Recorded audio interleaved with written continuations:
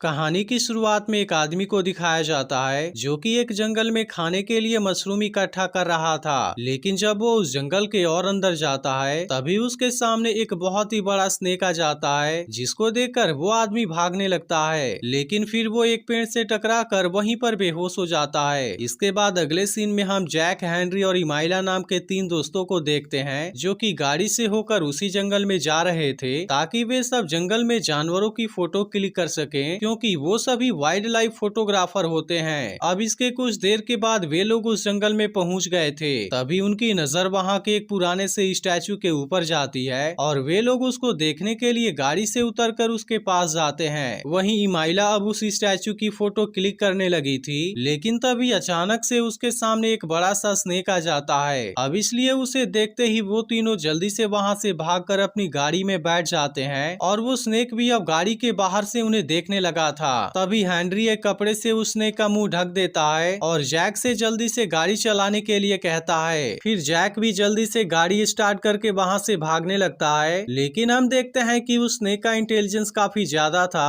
और वो एक लकड़ी के टुकड़े को फेंक कर उनकी गाड़ी खराब कर देता है। अब इसकी वजह से वो तीनों पैदल ही अपनी जान बचाकर भागने लगे थे। लेकिन अब वो स्नेक भी उनका पीछा नहीं छोड़ रहा था और वो अपनी फुल स्पीड से उनका पीछा करना शुरू कर देता है। अब इसी तरह से कुछ देर तक पीछा करने के बाद वो स्नेक जैक को पकड़ लेता है और अपनी बॉडी से लपेटकर उसे मारने वाला होता है। यह देखते ही हेनरी एक कुल्हाड़ी से उस स्नेक के ऊपर अटैक करता है, लेकिन उस स्नेक की स्किन काफी हार्ड थी जिसकी वजह से कुल्हाड़ी का उसके ऊपर कोई भी असर नहीं होता। वहीं अब उस स्नेक को हेनरी के ऊपर बहुत ज्यादा गुस्सा आ गया था, इसलिए वो जैक को छोड़कर उसे मारने के लिए उसके पास में आ जाता है। लेकिन तभी इमाइला एक आग जलाने वाली इंस्ट्रूमेंट की हेल्प से उस स्नेक के स्किन को जलाने लगती है, जिससे डर कर वो स्नेक वहां से भाग जाता है। फिर स्नेक के जाने के बाद जैक इमाइला से पूछता है कि आखिर ये चीज क्या है, जिस पर इमाइला उसे बताती है कि ये आग जलाने के काम आती है। जिस पर जैक कहने लगता है कि इस लाइटर को तो हमें गॉडली वेपन या डिवाइन वेपन कहना चाहिए, क्योंकि इसके वजह से ही आज हमारी जान बच पाई। इसके बाद वे लोग वहाँ से किसी तरह से उठकर दूसरे जगह पर आकर बैठ जाते हैं, जहाँ उन्हें पता चलता है कि वो लोग रास्ता भटक चुके हैं और अब उन्हें समझ में नहीं आता कि उन्हें किस तरफ जाना चाहिए। तभी उन लोगों को वहाँ पर कुछ हिरन दिखाई देते हैं, जिनको देखकर हेनरी कहता है कि ये हिरन इसी तरफ जा रहे हैं, जिसका मतलब है कि वो जगह सेफ है और इसीलिए वो तीनों भी उसी हिरन के पीछे जाने लगते हैं। वहीं दूसरी तरफ हम एक बंदे को देखते हैं जिसने कुछ स्नेक हंटर्स को उसी स्नेक को पकड़ने के लिए हायर किया था, क्योंकि वो उस स्नेक की बॉडी को बेचकर काफी अमीर बनना चाहता था। इसके बाद स्नेक पकड़ने वाले वे सभी लोग जंगल में स्नेक पकड़ने के लिए चले जाते हैं। वहीं दूसरी तरफ हम जैक, हेनरी और इमाइला को देखते हैं जिनके पीछे एक जंगली पिग पड़ा हुआ था। लेकिन तभी वहाँ पर एक बहुत बड़ा सा स्नेक आ जाता है और उस पिग को खाकर वहाँ से भाग जाता है। फिर वे तीनों उस स्नेक का पीछा करने लगते हैं, क्योंकि वो उसकी फोटो क्लिक करना चाहते थे। लेकिन उस स्नेक की रफ्तार काफी तेज थी और वो कुछ ही पलों में वहाँ से गायब हो जाता है। इसलिए वे तीनों जंगल में और आगे बढ़ने लगे थे, जहाँ कुछ दूर आगे जाने के बाद उन्हें एक बहुत ही पुराना खंडहर दिखाई देता है। फिर वे लोग उस खंडहर के अंदर उस जगह को एक्सप्लोर करने के लिए चले जाते हैं, जहाँ वे लोग कुछ आगे जाने के बाद एक अजीब सी जगह पर पहुँच जाते हैं, जिसके वजह से उन्हें थोड़ी सी घबराहट होने लगी थी। लेकिन वे तीनों किसी तरह से हिम्मत जुटाकर आगे बढ़ने लगते हैं, जहाँ वो एक पतले रास्ते से होते हुए एक दूसरे जगह पर पहुँच गए थे और वे देखते हैं कि वहाँ पर तो बहुत सारे स्नेक हैं, जिसमें से एक जाइंट स्नेक भी होता है। यह देखकर इमाइला उनकी फोटो लेने लगती है, जिसकी वजह से उन स्नेक को इनके बारे में पता चल जाता है और उनमें से एक स्नेक उन्हें मारने के लिए इनके पीछे आ जाता है। यह देखकर वो तीनों जल्दी से उस खंडहर से बाहर आ जाते हैं, लेकिन वो स्नेक भी अब इन्हें जिंदा बचकर जाने नहीं देना चाहता था और वो एक बड़े से पिलर को फेंक कर उनको मारता है, जो कि सीधे जाकर हेनरी के ऊपर गिर जाता है। इसलिए जैक और इमाइला उस पिलर को हेनरी के ऊपर से हटाने लगते हैं, लेकिन वो पिलर बहुत ही भारी था और इसलिए वो दोनों मिलकर भी उसे नहीं हटा पा रहे थे। तभी इसी बीच वो जायंट स्नेक भी छोटे स्नेक के साथ में वहाँ पर आ जाता है और वो हेनरी के ऊपर से उस पिलर को हटाकर वहाँ से चला भी जाता है। अब उनके जाने के बाद वे तीनों चैन की सांस लेते हैं। वहीं दूसरी तरफ हम उन स्नेक हंटर्स को देखते हैं जो कि जंगल में उन स्नेक को ही ढूंढने के लिए आए हुए थे और जब वो नदी के पास पानी पीने के लिए जाते हैं तो वहाँ पर उन्हें उस जायंट स्नेक का केंचुली मिलता है, जिसको देखकर वे लोग उसमें से काफी खुश हो गए थे। और फिर उनमें से एक बंदा कहने लगता है कि जब हम इस स्नेक को पकड़ लेंगे तब हम इसके वजह से बहुत ही अमीर बन जाएंगे। लेकिन एक दूसरा स्नेक हंटर इस स्नेक को नहीं पकड़ना चाहता था, क्योंकि वो जानता था कि इसमें जान को बहुत ज्यादा खतरा है। लेकिन फिर भी वो अपने बॉस की बातों को भी नहीं टाल सकता था और इसीलिए उसे मजबूरी में उसकी बात माननी पड़ती है। वहीं हेनरी और इमाइला एक चट्टान पर बैठकर सभी फोटो को चेक कर रहे थे। तभी वहाँ पर जैक आकर उन्हें बताता है कि मैंने यहाँ पर और 2 लोगों को देखा है और शायद वो हमें यहाँ से बाहर जाने का रास्ता बता सकते हैं। इसके बाद वे तीनों जल्दी से उस तरफ जाते हैं जहाँ वे लोग एक ओल्ड मैन और एक लड़की को देखते हैं और उस ओल्ड मैन के हाथों पर चोट भी लगी हुई थी। इसके बाद वे तीनों उससे बात करने लगते हैं, जहाँ वो ओल्ड मैन उन तीनों से कहता है कि शायद तुम मेरा विश्वास नहीं करो, लेकिन यहाँ पर एक बहुत ही बड़ा स्नेक रहता है और वो उन्हें जंगल के अंदर जाने से मना भी करता है। जिस पर इमाइला उसे फोटो दिखाते हुए कहती है कि हमने उस स्नेक को देखा है और उसके बारे में सब कुछ पता भी है। वहीं दूसरी तरफ हम उन स्नेक हंटर्स को देखते हैं जो कि सारी रात जाकर उस जायंट स्नेक को पकड़ने के लिए जंगल में बहुत सारे ट्रैप लगा रहे थे। और अगली सुबह स्नेक जब नदी में पानी पीने के लिए आता है तो वे हंटर उस स्नेक का ध्यान अपनी तरफ अट्रैक्ट करते हैं और फिर उसे उस ट्रैप में फंसाने की कोशिश करते हैं, लेकिन उनका वो ट्रैप काम नहीं करता।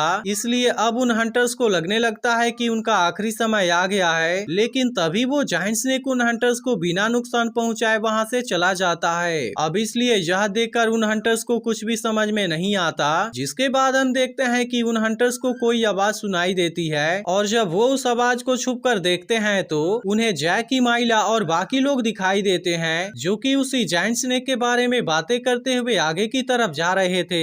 इसलिए वे हंटर इमाइला और दूसरी लड़की को पकड़कर उन्हें भी उनके टीम में शामिल करने के लिए कहते हैं, क्योंकि उन्हें लग रहा था कि इन लोगों को उस जायंट स्नेक के बारे में पता है, जिसके लिए हेनरी और जैक को भी मानना पड़ता है। वहीं हम कुछ शिकारियों को देखते हैं जो कि उसी जंगल में एक जानवर को मारने के लिए उसका पीछा कर रहे थे और काफी देर तक पीछा करने के बाद वे लोग अपने स्नाइपर से उस जानवर को मार भी देते हैं। वहीं दूसरी तरफ उन स्नेक हंटर्स ने जैक, हेनरी, इमाइला और रोजा के हाथों को एक रस्सी से बांध दिया था और वे लोग उस ओल्ड मैन के बताए हुए रास्ते पर जंगल में और आगे बढ़ते हुए जा रहे थे, जहाँ कुछ दूर आगे जाने के बाद उन्हें एक गुफा दिखाई देती है। तभी वो ओल्ड मैन उन हंटर से कहता है कि यही उस जायंट स्नेक का घर है और फिर वो उन हंटर से सभी को आजाद करने के लिए भी बोलता है। लेकिन वे हंटर उन सभी को एक पेड़ में बांध देते हैं और उस गुफा के बाहर बहुत सारे ट्रैप्स लगाने लगते हैं। तभी हेनरी, जैक और बाकी लोग किसी तरह से अपने आप को आजाद करवा लेते हैं और वहाँ से भाग जाते हैं। लेकिन एक हंटर्स ने उनको भागते हुए देख लिया था, जिस पर उसका बॉस उससे कहता है कि तुम उन्हें जाने दो, क्योंकि हम तो यहाँ पर स्नेक को पकड़ने के लिए आए हुए हैं। वहीं हेनरी और जैक को उस स्नेक के लिए काफी बुरा फील होने लगा था, इसलिए वो डिसाइड करते हैं कि वे लोग वापस जाकर उस स्नेक की जान बचाएंगे। जिसके बाद जैक, इमाइला और रोजा को ओल्ड मैन के साथ में जाने के लिए कहकर खुद हेनरी के साथ उस स्नेक को बचाने के लिए चला जाता है। वहीं इस तरफ उन स्नेक हंटर्स को उस स्नेक की आवाज सुनाई देती है, जिसको सुनकर वे लोग उस गुफा से दूर चले जाते हैं। तभी वो स्नेक उस गुफा से बाहर आ जाता है, जिसको देखकर वे सभी हंटर उसे चिल्ला चिल्ला कर अपने तरफ बुलाने लगते हैं। लेकिन अब वहाँ पर जैक और हेनरी भी आ गए थे और वो दोनों जल्दी जल्दी वहाँ पर लगे सभी ट्रैप्स को हटाने लगते हैं। इसके बाद वो जायंट स्नेक उन हंटर्स का पीछा करने लगा था